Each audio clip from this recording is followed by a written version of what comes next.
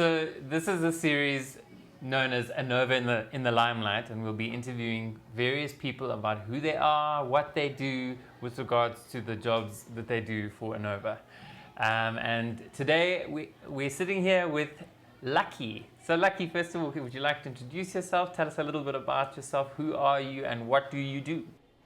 Good day everyone, my name is Lucky from Anova Health Institute. I've been with the company from 2009 to date. I work as an admin coordinator for all Health4Men sites in Gauteng. Okay, so what does that entail? Is that lots of filing and stacking and sending emails, or is it a bit more glamorous than that? A bit of both, I can say.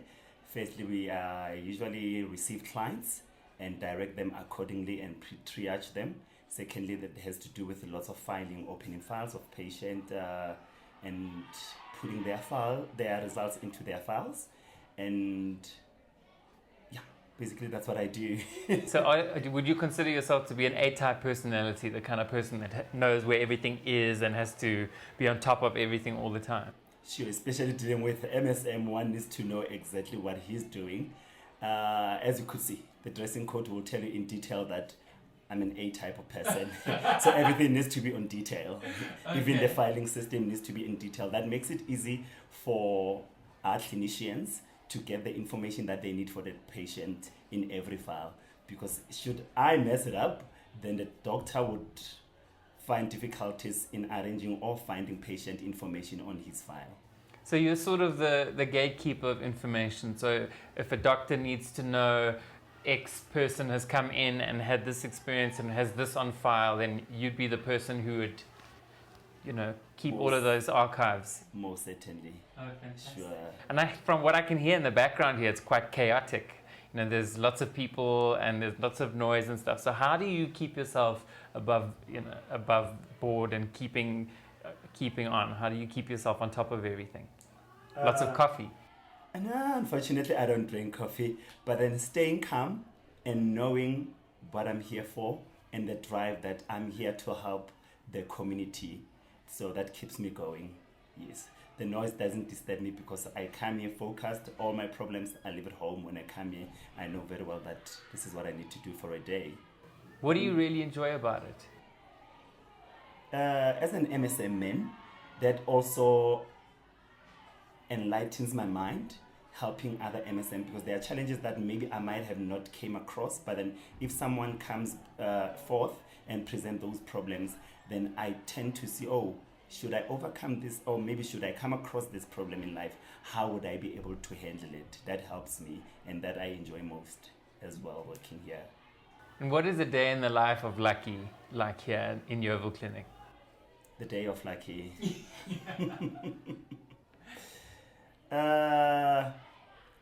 I'm a most bubbly person, easily to approach, because where I work here, I'm more of a receptionist as well. So I need to be more welcoming. So my day here, it's more of welcoming different kind of people, straight, I can say straight, and those who are out there about their sexuality as well.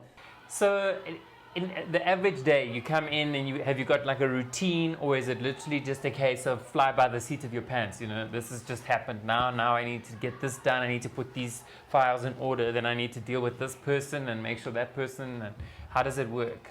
We do have a routine, however, there will be challenges whereby people don't adhere to their appointments, but then we need to be flexible how we can be able to work around it. Our routine would be, we check our appointment system, how many people we're expecting and what they're here for. Maybe they came to collect medication, which is come and go, we just give them medication and then they go. There are those maybe who are coming to take bloods. Those ones we know that, okay, they will need to stand on the line to see the doctor. Then some who have skipped their appointment, they will come, we don't have to turn them away. We need to give them service so that they could be able to get help. Those are the challenges that we come across. However, our system, we always try to keep it on par as well. Okay. Yes. And what was the journey that you took to get to where you are now? So the journey of Lucky that brought you to Anova. It's the journey of hard work. Yes. Yes. Through my hard work, it has led me to be where I am today with Anova. I started as a strictly data capturer when we were at Simon Godi at Baragwanath.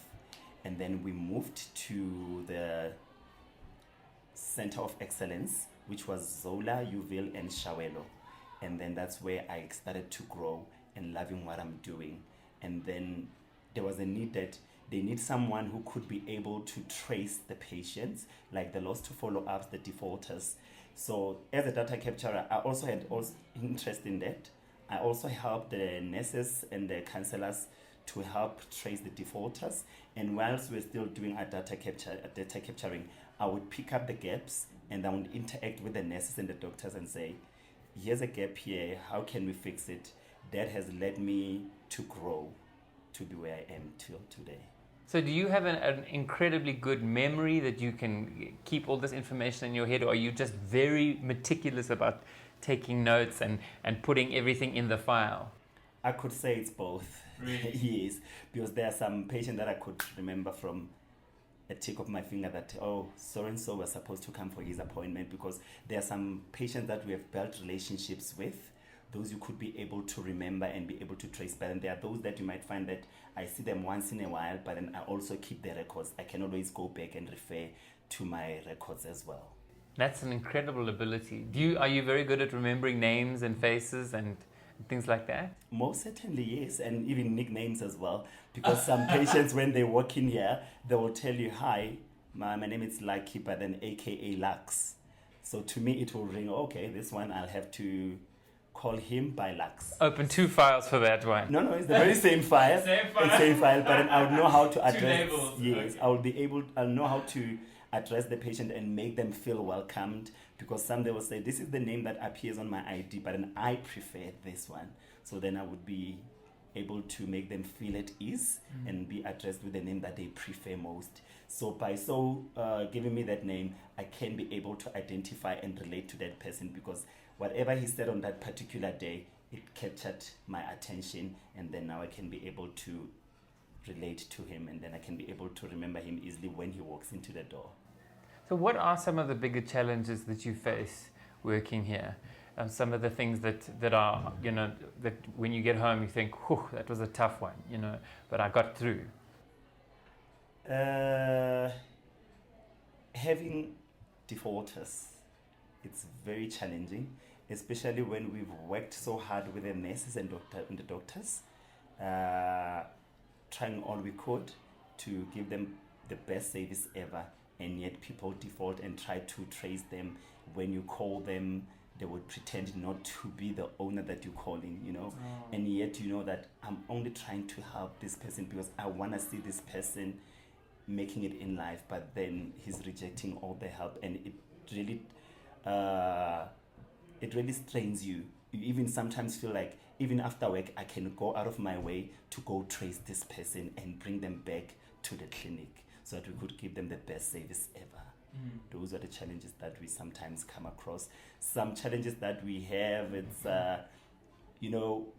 some men coming to the clinic not understanding what MSM is, and you're trying to educate them, and then they will always laugh, and yet he's even laughing me as a health service provider, as a gay man.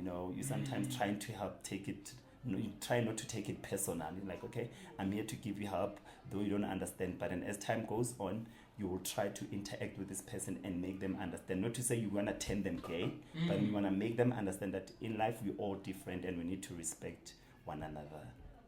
Gosh, that's wonderful. Now, Lucky, what are some of the highlights for you? Like, what do you absolutely love? Like, what pushes your buttons or turns you on about the job, about what it is that you do? Seeing my fellow sisters, I can say, coming into the clinic and really appreciating our hard work. Giving service is not as easy as one could think. And getting one compliment really gives me a spark to look forward to another day. Because, there are some clients who would walk in and say, guys, you are the best. That gives us that oomph to go ahead to give them the best service that we have. Awesome. No, that's fantastic. And is there anything else you'd like to say about your experience so far? And maybe a projection of where you see yourself going in the future with regards to where you currently are? Yes. For now, the Health4Men Clinic is doing very good. The numbers are proving themselves. And I would like to see myself on the M&E team as well, so that we could be able to trace the numbers of our patients, because every now and then the numbers are escalating. However, there's loopholes, some are missing behind. So we somehow need to close those gaps and find a way how can we keep and retain the ones that we have. That's the challenge that we have, and that's where I want to see myself, and the reporting systems as well changing every now and then, so we could be able to keep our funding, because that's what keeps us going. Now, there's a lot of preconceived notions about what it is to be at a clinic or a place like Yeoville Clinic, Health4Men Clinic. Is there anything about this clinic that you would like people to know that you think they may not know, or they may incorrectly believe? Some people have beliefs about clinics or what goes on in the clinic. Is there anything with regards to that comes to mind that you would like that people should know? Sure. There's a myth that this clinic it's overpacked. Yes, it might look overpacked. However, there's different stations for different consultations. So when you come and inquire and find out what you're here for, you might find that it's not as packed as you thought, And here you will get the best service ever. That's all we could give you here. So even if there's lots of people here, it doesn't mean that you'll be having to take the morning off work. You might actually not even wait that long at all. Not at all, because we're also working with the appointment system, and we also are welcoming the drop-in patients as well.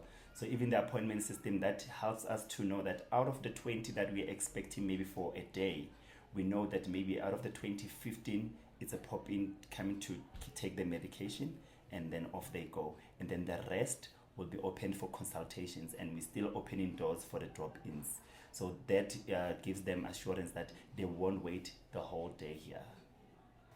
Cool. Well, Thank you so much, Lucky, for chatting to us today. Oh, thank you as well.